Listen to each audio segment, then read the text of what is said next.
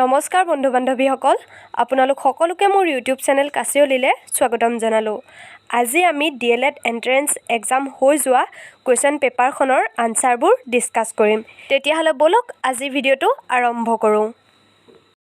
আজি আমাৰ প্ৰথম প্ৰশ্নটো হৈছে নতুন শিক্ষানীতিৰ মতে শিক্ষাৰ গঠন কেনেধৰণৰ।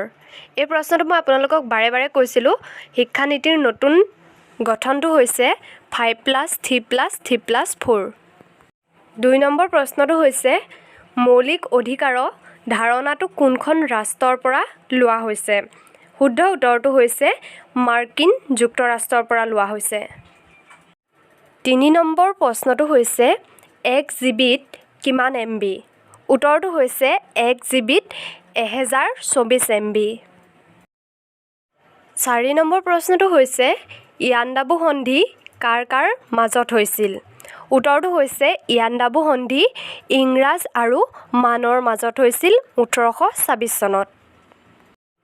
5 নম্বৰ প্ৰশ্নটো হৈছে বিশ্বৰ বন দিৱস কোন তাৰিখে পালন কৰা হয়। প্ৰশ্নটোৰ শুদ্ধ উত্তৰটো হৈছে 21 মাৰ্চ তাৰিখে। 6 নম্বৰ প্ৰশ্নটো হৈছে গছ-গছনি সংখ্যা বৃদ্ধি হ'লে ডেছ হ'ব। শুদ্ধ উত্তৰটো হৈছে কাৰ্বন ডাই অক্সাইডৰ পৰিমাণ কমি যাব। 7 নম্বৰ প্ৰশ্নটো হৈছে 2021 চনৰ ধৰিত্ৰী দিৱসৰ মূল মন্ত্ৰ কি আছিল। উত্তৰটো হৈছে পৃথিৱীৰ পুনৰুদ্ধাৰ কৰা। 8 নম্বৰ প্ৰশ্নটো হৈছে সৌৰজগতৰ বৃহত্তম গ্ৰহটোৰ নাম কি। এই প্ৰশ্নটো আমি সকলোৱে জানো। শুদ্ধ উত্তৰটো হৈছে বৃহস্পতি গ্ৰহ। 9 নম্বৰ প্ৰশ্নটো হৈছে আমি ভাৰতৰ জাতীয় পতাকাখনক সন্মান কৰিব লাগে। এইটো হৈছে আমাৰ এটা মৌলিক কৰ্তব্য। 10 নম্বৰ প্ৰশ্নটো হৈছে আহোমৰ কোনজন ৰজাই পাইক প্ৰথা প্ৰৱৰ্তন কৰিছিল। শুদ্ধ উত্তৰটো হৈছে প্ৰতাপসিংহই পাইক প্ৰথা প্ৰৱৰ্তন কৰিছিল। 11 নম্বৰ প্ৰশ্নটো হৈছে কোনজন ৰজাৰ দিনত হিন্দু শাক্ত ধৰ্মৰ সৃষ্টি হৈছিল। শুদ্ধ উত্তৰটো হৈছে ৰজা শিৱসিংহৰ দিনত। 12 নম্বৰ প্ৰশ্নটো হৈছে ভাৰতীয় ৰেলৰ কিমানটা সংমণ্ডল আছে। শুদ্ধ উত্তৰটো হৈছে 16টা সংমণ্ডল আছে। 13 নম্বৰ প্ৰশ্নটো হৈছে আন্দামান নিকোবৰ দ্বীপপুঞ্জ কোনখন সাগৰত আছে। শুদ্ধ উত্তৰটো হৈছে বংগোপসাগৰত আছে। 14 নম্বৰ প্ৰশ্নটো হৈছে ভাৰতৰ আটাইতকৈ জনবহুল ৰাজ্যখনৰ নাম কি। শুদ্ধ উত্তৰটো হৈছে ভাৰতৰ আটাইতকৈ জনবহুল ৰাজ্যখন উত্তৰ প্ৰদেশ। 15 নম্বৰ প্ৰশ্নটো আছিল জ্ঞানপীঠ বঁটা বিজয়ী প্ৰথম উপন্যাসখনৰ নাম কি। শুদ্ধ উত্তৰটো হৈছে মৃত্যুঞ্জয়।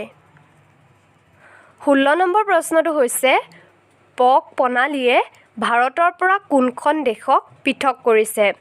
উত্তৰটো হৈছে শ্ৰীলংকা। 17 নম্বৰ প্ৰশ্নটো হৈছে দাঁতৰ pH স্কেলৰ মান কিমান।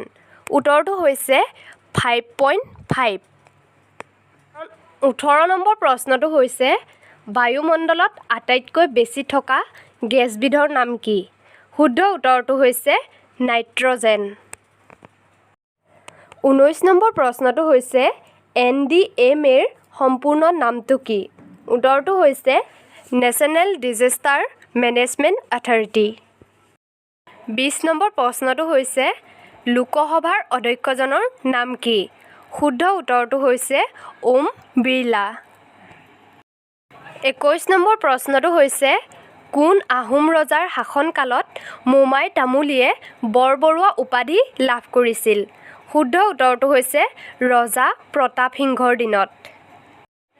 22 নম্বৰ প্ৰশ্নটো হৈছে শক্তিৰ একক কি। শুদ্ধ উত্তৰটো হৈছে শক্তিৰ একক জুল।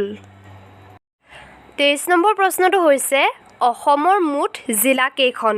শুদ্ধ উত্তৰটো হৈছে 34খন। 24 নম্বৰ প্ৰশ্নটো হৈছে অসমৰ ৰাজ্যিক ফুল কি। শুদ্ধ উত্তৰটো হৈছে কপৌ ফুল। 25 নম্বৰ প্ৰশ্নটো হৈছে মানুহৰ বাবে গুৰুত্বপূৰ্ণ স্ফিয়াৰ কোনটো। শুদ্ধ উত্তৰটো হৈছে ট্ৰপ'স্ফিয়েৰ। ২৬ নম্বৰ প্ৰশ্নটো হৈছে ২০২০ চনৰ অলিম্পিকৰ মূল আদৰ্শ বাক্য কি আছিল? শুদ্ধ উত্তৰটো হৈছে ইউনাইটেড বাই ইমোশ্যন। ২৭ নম্বৰ প্ৰশ্নটো হৈছে এগমাৰ্ক কোনবোৰ সামগ্ৰীৰ লগত জড়িত? শুদ্ধ উত্তৰটো হৈছে এগ্ৰিকালচাৰ এণ্ড লাইভষ্টক প্ৰডাক্টৰ লগত জড়িত। বন্ধু বান্ধৱীসকল, আজি হৈ যোৱা এণ্ট্ৰেন্স পৰীক্ষাৰ ইমানখিনি প্ৰশ্নই মোৰ হাতত পৰিছিলে, মই আপোনালোকৰ লগত শ্বেয়াৰ কৰিলোঁ। যদি ভাল পালে ভিডিঅ'টো লাইক কমেণ্ট শ্বেয়াৰ কৰি দিব। চেনেলটো ছাবস্ক্ৰাইব কৰি কাষতে থকা বেল আইকনটো প্ৰেছ কৰিবলৈ একেবাৰে নাপাহৰিব। পুনৰ এটা অন্য ভিডিঅ'ত লগ পাম। ধন্যবাদ।